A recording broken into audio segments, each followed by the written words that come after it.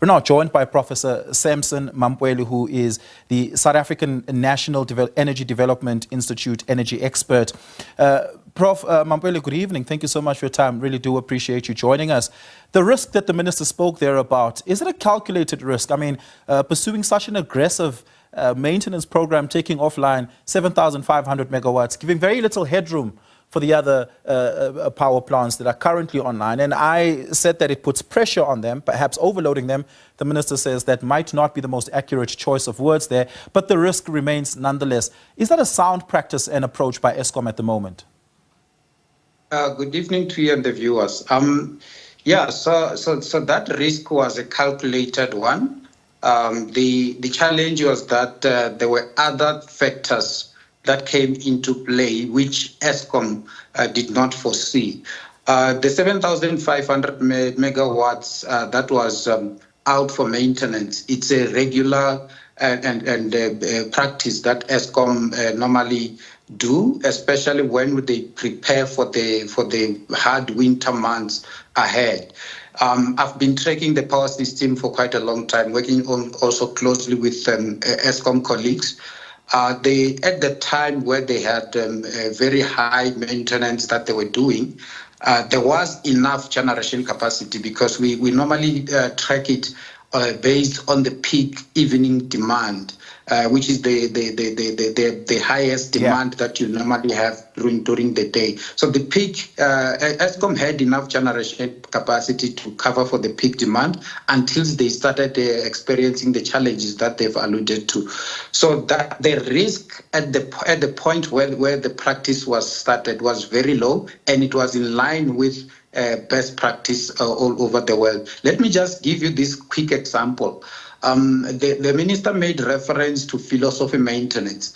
Now, if your car is due for service and then you don't take it to service, and then you just continue running it because you still need a car, and then it continues running, it gets to a level where things that are supposed to have been replaced during that particular service start to affect other things. So in the long run, it doesn't help you. And that was one of the reasons why we had this intensive load shedding in the past in South Africa as well. Let's take a look at the last 7 days with peak demand being at 7 p.m. Friday evening. It reached about 25,000 megawatts peak demand.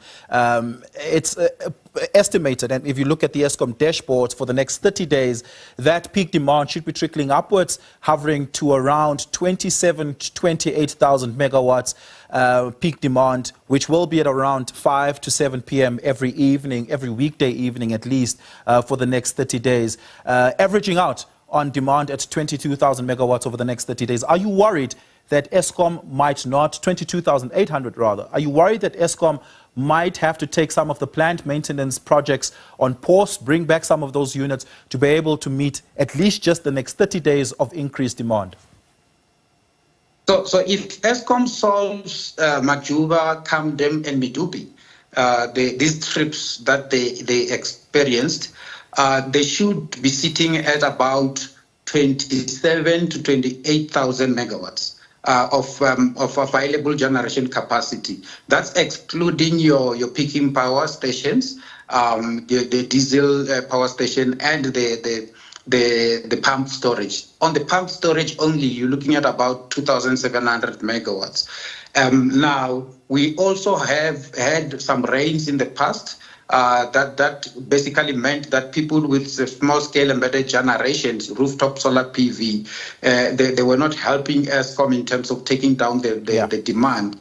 We expect that that will change slightly. So you will have an additional plus or minus 5,000 megawatts in reserves that will be available if Majuba, Camden, and Medupi are solved, and if the current situation is negated by the solving of those particular 3 power stations. So I'm not worried unless something drastic happens that not even Eskom has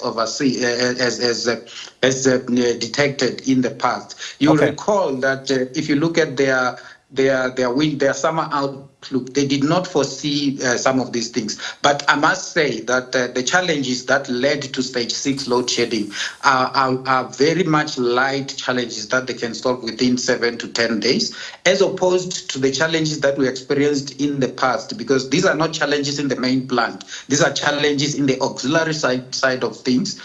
When you have serious challenges in the main plant, that's when now some of us start to get worried. We have challenges of environmental compliance and these stripping things, kind of things, which they can solve within a few days. Yeah, 6,000 megawatts of generation capacity has to be restored. Of course, 3,200 of that having already been restored. Prof. Mampeli, thank you so much for your time and your insights. Really do appreciate it. Prof. Mampeli is with the South Africa National Energy Development Institute.